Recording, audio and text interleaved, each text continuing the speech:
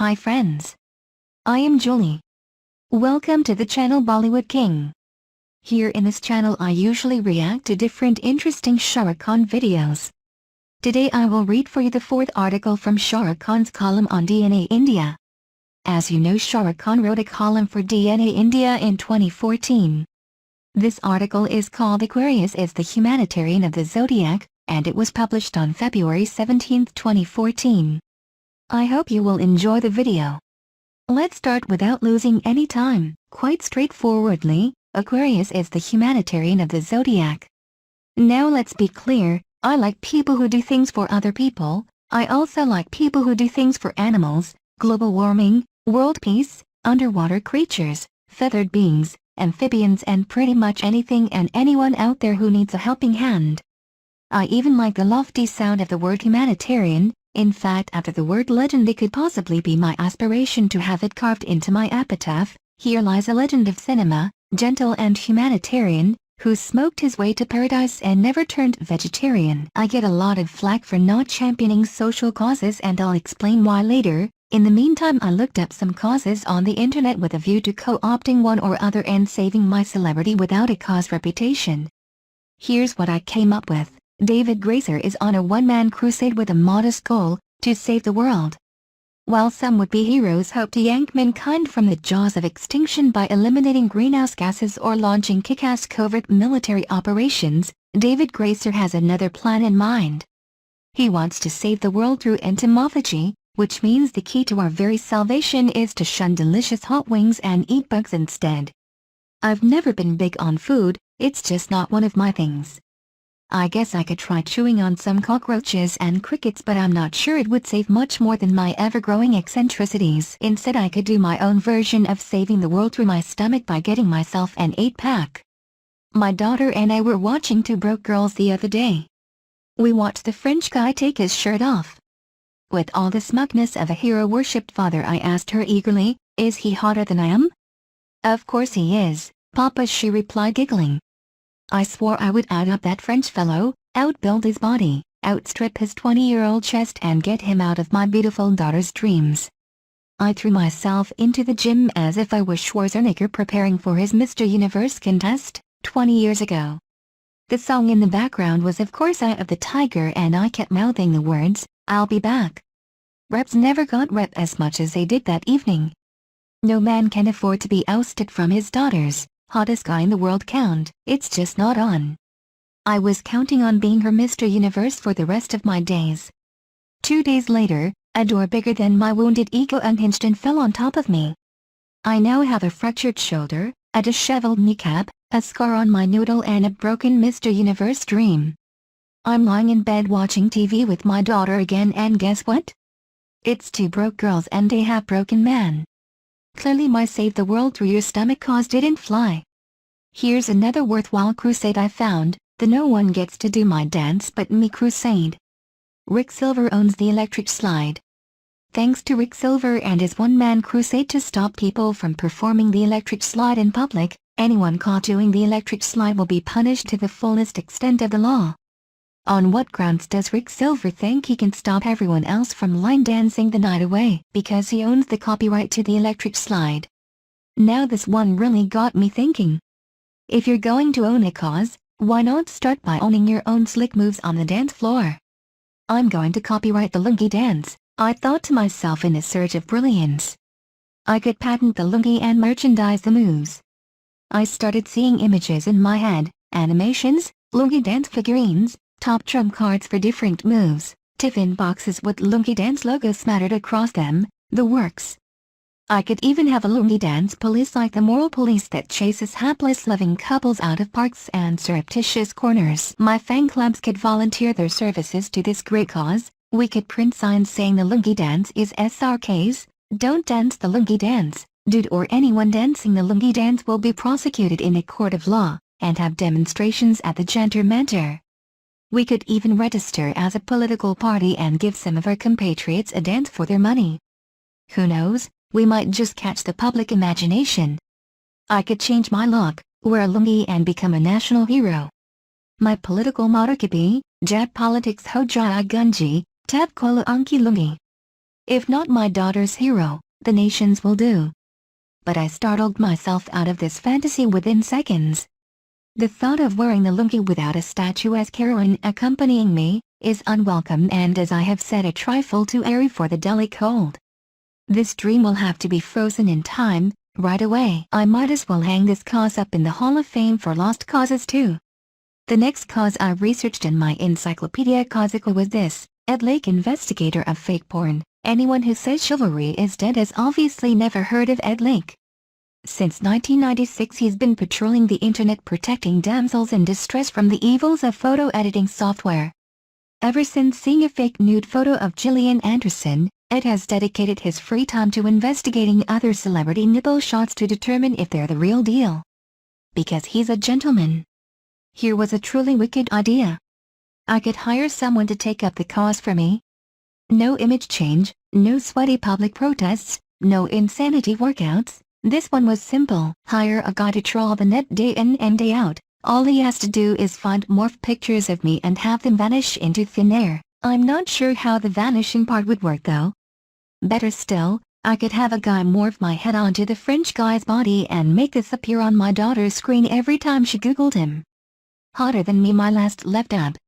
But as I was busy imagining myself materializing on my daughter's Mac looking like a stud half my age, I happened upon this guy. Pennsylvanian man Jesse Rothacker covered himself in snakes. To protest the inaccurate portrayal of snakes in movies, Mr. Rothacker runs the Forgotten Friends Reptile Sanctuary, so maybe the frustration of spending 8 hours a day trying to convince people that what their home really needs is a few more snakes drove him to these extremes. Oh, and he's on record protesting that he should be allowed to carry concealed firearms in public parks. I just had to take this one up over the internet troller. Snakes aren't done any justice in the Indian film industry. Every time they've appeared on screen for the last 50 years, they've had the same sopirate tune piped out in the background. They're always made to look evil and vengeful, appearing suspiciously out of nooks and crannies or obsessively following those who accidentally ran over their spouses in another lifetime. They haven't even been VFX-ed yet. Please contact Racheli's VFX. We have some amazing snake models, and worst of all, women dressed up like bad excuses for Apsara slither about doing snake dances, with scary contact lenses, while the real snakes in the movies come off looking like heroes. Also, I have grown up with this confusion, that did Mr. Nice for Nibes get the idea of a camera from a she-snake's eyes? Bollywood has made us believe that the Nagan takes pictures of anyone who disturbs the sanctity of her copulation with the Nog, who incidentally always wears a skirt. I think more than me, the snakes should form a crusade against this cross-dressing, silver chloride coal in the eyes, portrayal of their kin in the movies. I think I will have to drop this cause too. Sometimes it is better to leave the world problems to snakes, as they say. Maybe I should just accept that causes are no more my thing than consuming cockroaches is. I doubt the idea of ingratiating myself in the public mind by exploiting other people's misery will ever appeal to me. I have had enough misery in my own life to understand what it feels like to be a tragedy trophy, and I've heard enough conversations about people living in challenging circumstances while sipping champagne at charity balls too. This is not to say that I am cynical about all those people out there doing excellent work for the good of humanity. It's just that, humanitarian, to me is just being a little considerate, that's all. It's not a lofty thing at all. It's the smallest way of doing the biggest things in life. Humanitarianism consists in never sacrificing a human being to a purpose. Albert Schweitzer. That's all. It's not a public thing either. It's a private sustenance of goodness within the confines of the world I live in. I try. Humanitarianism is an ethic of compassion founded on the age-old idea of equality. Equality is the acceptance that all beings are born with an inherent dignity of their own for which they are owed respect in equal measure regardless of any notional or circumstantial contextualization. In plain English, now that I've impressed you with my brilliance, each one of us is due a fundamental respect just for the fact that we exist, regardless of how anyone, or any circumstance, chooses to define us. All definitions are limited after all, because definitions and their connotations are based solely on our perceptions of the world around us. I saw a lovely interview recently, of the president of Uruguay, Mr. Jose Mujica, in which he was asked what he felt about being labeled the poorest president in the world. "Those who describe me so are the poor ones," he replied. "My definition of poor are those who need too much." Because those who need too much are never satisfied. It was an interesting take from a self-effacing man who donates most of his earnings to charity and runs his country from a modest farm where he drives his own tractor. He was turning an idea everyone took for granted on its head. In fact, he was questioning the way the world chose to define both him and his so-called poverty. It is really quite beautiful to upturn accepted notions and go about my life renewing ideas constantly. I like to do it with my kids. Their relationship with me is not fixed in the classical sense that children relate to their fathers. I see them as companions on a journey. I learn from them and they learn from me. There is no assumed supremacy between us. I look at relationships through the prism of freedom and growth rather than confinement and control. This may be confusing for other people at times, but more than that, it is comforting. I genuinely believe, for example, that my beautiful starry car belongs as much to my driver Moan as it does to me. In fact, Moan is even more emphatic about feeling this way than I am. This is a comfort to both him and me, and possibly to the car too. I urge you to try this upside-down living for yourself and see how it feels to look at people in a new light. P.S. Please exercise caution when applying these clever thoughts to your marriages.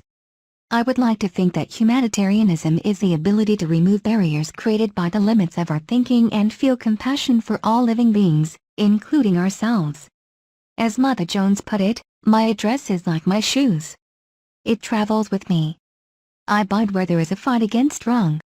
So fight the smallest of fights for the smallest of wrongs. Start this fight with yourself. Your inabilities sometimes to see the little wrongs that may stem from you. Let your humanitarianism travel with you all the time, every place, not necessarily only in designated causes and organizations. If all of us do that, then we will have the biggest, boldest humanitarian organization, the world itself. A little utopian, but as I said, try the upside-down living for a change. And you can try this at home. It's absolutely safe and requires no big stunts. I read that Aquarians are also the most futuristic thinkers of the zodiac. They're supposed to be visionaries unable to remain caught up in pettiness or the past. Compassion is a product of seeing the largeness of the world and understanding our own insignificance in it. Both go hand in hand. No one would have to take up great causes if each of us made a little effort to open our minds towards each other and be kind every day. No one would feel the need to save the world if we all understood the immensity of our universe, its sheer beauty and the wonderful gift of life that it has given us. In the words of Bob Marley, a famous Aquarian, life is one big road with lots of signs. So when you're riding through the ruts, don't complicate your mind. Flee from hate, mischief and jealousy. Don't bury your thoughts, put your vision to reality. Wake up and live. I try this in a small way. Every day. I also believe that celebrities should attach themselves to associations and causes to take forth their messages. The benefits of celebrities being attached to causes are not fabled but real and produce great results in awareness. The combined appeal of their creativity and public persona brings about a transformation. But everybody is not a celebrity. As a matter of fact, being associated with many such organizations, I feel my role is more important as an individual and how I would be if I did not have the celebrity tag attached to me. Therein lies my belief. We all need to develop a sense of not just seeing the cause but the need. And make it our need to do something about it. P.S. By the time you read this article, I just want to inform you, I am back to doing abdominal crunches. I needed to. Crutches or no crutches, I'll be back. French guy take cover. Thank you for watching, guys. I hope you enjoyed the video. Please, don't forget to like, share and subscribe. See you.